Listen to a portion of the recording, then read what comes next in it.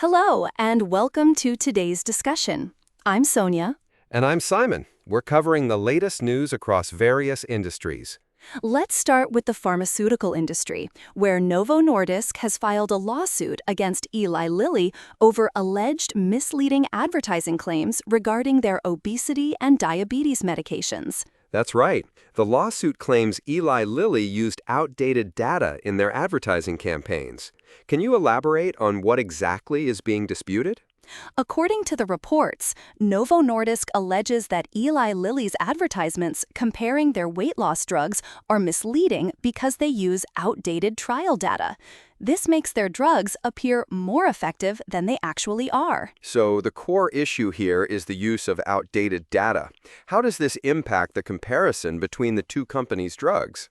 The reporting suggests that if the data used is outdated, it might not accurately represent the current efficacy or safety profile of Eli Lilly's drugs compared to Novo Nordisk's offerings. Novo Nordisk is seeking to permanently stop Eli Lilly from running these ads and is also asking for corrective advertising. That's a significant ask. What does this lawsuit indicate about the competitive landscape in the pharmaceutical industry, particularly for obesity and diabetes treatments? It shows that the competition is fierce, and companies are willing to go to great lengths to protect their market share. Both Novo Nordisk and Eli Lilly have flagship medications in this space, and the advertising claims are crucial for attracting patients and prescribers. Moving on to the automotive sector, Maruti Suzuki is set to increase car prices by up to 30,000 rupees from August due to rising input costs.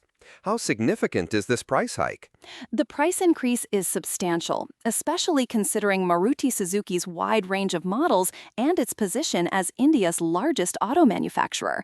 The hike is attributed to persistent inflationary pressures and rising input costs. So the price increase is across the board, not just limited to certain models?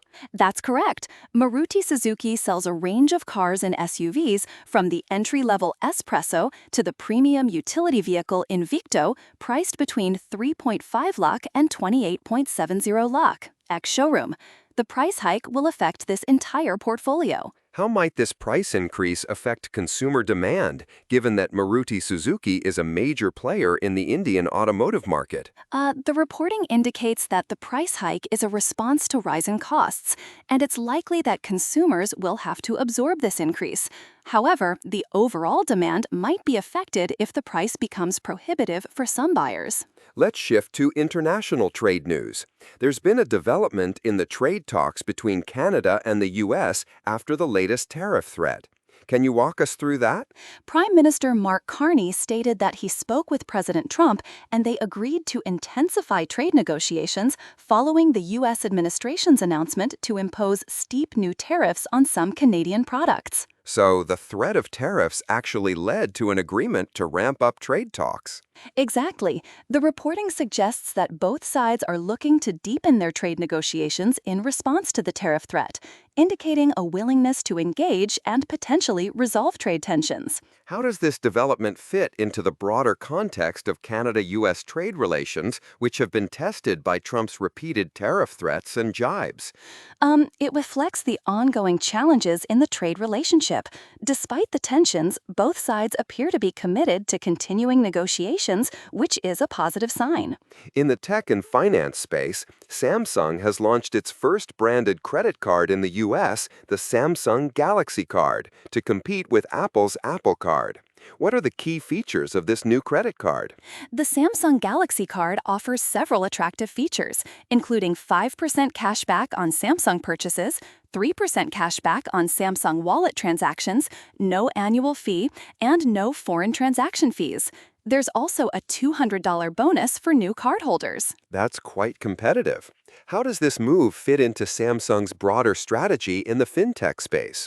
Samsung is expanding its presence in the fintech sector through this credit card, leveraging its ecosystem and integrating it with Samsung Wallet. This is a strategic move to enhance customer loyalty and engagement. Let's move to the energy sector. Nigeria's 2025 licensing round has seen 31 companies win 37 oil and gas blocks. What does this indicate about Nigeria's oil and gas industry? This development suggests that Nigeria remains an attractive destination for investment in the oil and gas sector. The licensing round attracted significant interest, with multiple companies participating in the bidding process. So, the success of this licensing round is a positive sign for Nigeria's energy sector. Absolutely. It indicates confidence in Nigeria's oil and gas potential and is expected to bring in substantial investment, potentially expanding production and exploration activities. As we wrap up today's discussion, it's clear that various industries are experiencing significant developments, from pharmaceutical lawsuits to automotive price hikes, trade negotiations, new financial products, and energy sector investments. Indeed, and these stories highlight the dynamic nature of global markets and industries. Thank you for joining us today, Simon. Thank you, Sonia. It's been a pleasure discussing these important stories. Until next time.